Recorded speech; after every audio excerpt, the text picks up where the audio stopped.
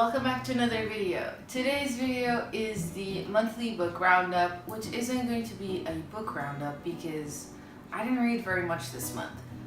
There's still books, but not a lot.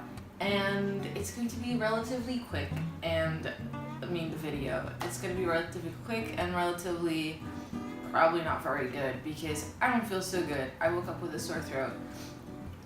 And my nose is kind of blocked and I feel really tired and my body's pretty heavy, so I think I'm coming down with something. So let's get on with this. So the first book, I've only got 3 books this month to show you. The first one is J.K. Rowling's Fantastic Beasts and Where to Find Them, the screenplay.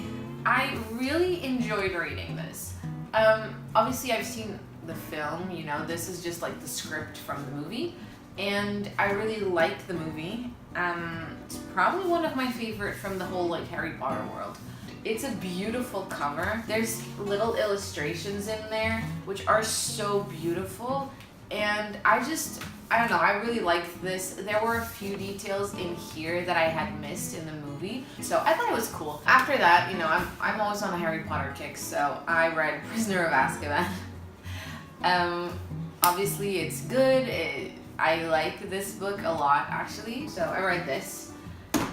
And the last book that I've sort of read, and I mean sort of because I've only got thus far, but I am enjoying it. It's just really heavy for one. This is about sort of 2 women who have the same name, kind of, and they are uncovering some kind of mystery. It's kind of an adventure. It's kind of sci-fi in the sense that the girl in the present, so it's 2005, which isn't really the present, but 2005, she is sort of having visions from the girl from the other girl's life, so we have sort of 2 separate storylines going on.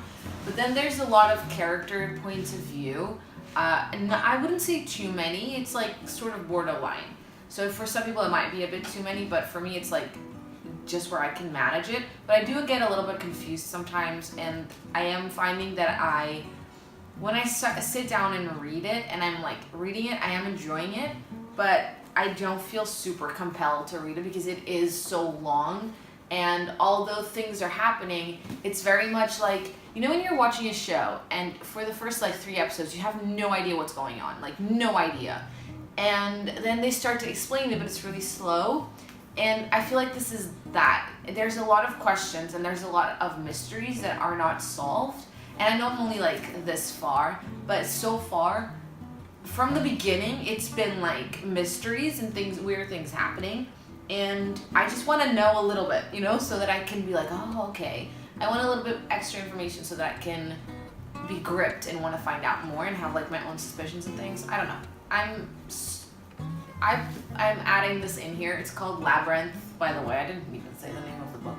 It's called Labyrinth by Mosse. I don't know if this is something I'm going to stick with or not. It's probably going to be a next month's video again, because if I finished it or not, I'll let you know. But so far, it is an enjoyable read.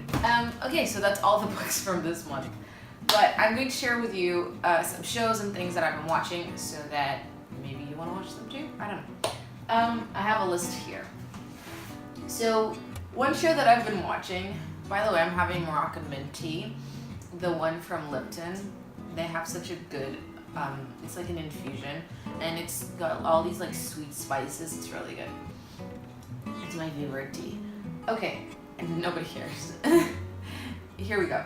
The first thing that I have on my list is Orange is the New Black. If you're not familiar with this series, you should definitely watch it. It's about this girl, Piper, who goes to prison, basically.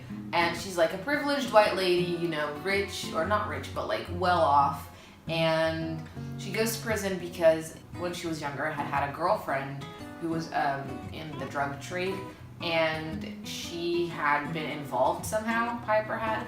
And I don't really remember the first season, but yeah, so essentially she goes to prison, and then it's their everyday life in prison and all of the different people in there and their backstories.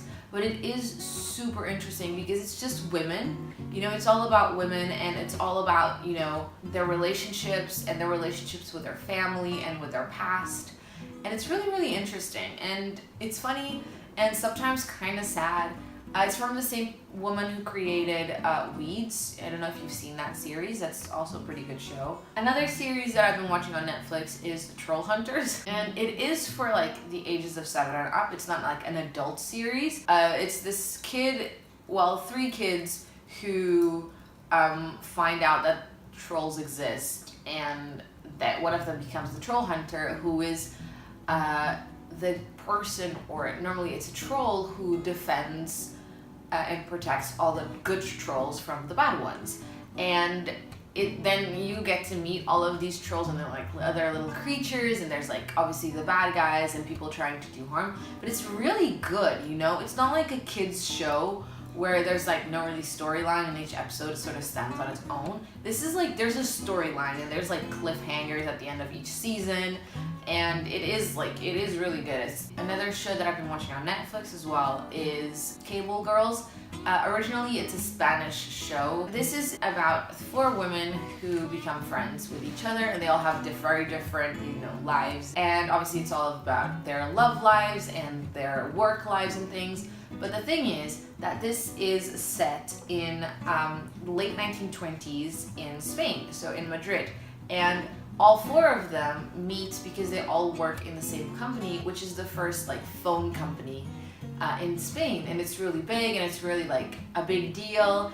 And what they do is like they connect people's phone calls. And not only do I love this show because of the story, because it's very dramatic and not in a like very exaggerated way. Like, it is a good storyline that you're very gripped. What I really like about the show is the outfits and the sets and like everything from that era. It's very good if you would like to watch it. I stayed up until 2 a.m. yesterday to watch all of it. Okay, so the last like actual series and show that I've been watching is on Amazon Prime, and it is Mr. Robot. Mr. Robot is about this guy who is a hacker, and then he like does stuff. I don't really know how to explain it. And then he like joins a group of other hackers because they really want to change the world, and they want to help rid the world of this corporation that exists in, you know, this sort of their little world. But then there's obviously a lot of drama, a lot of like politics, a lot of different things going on.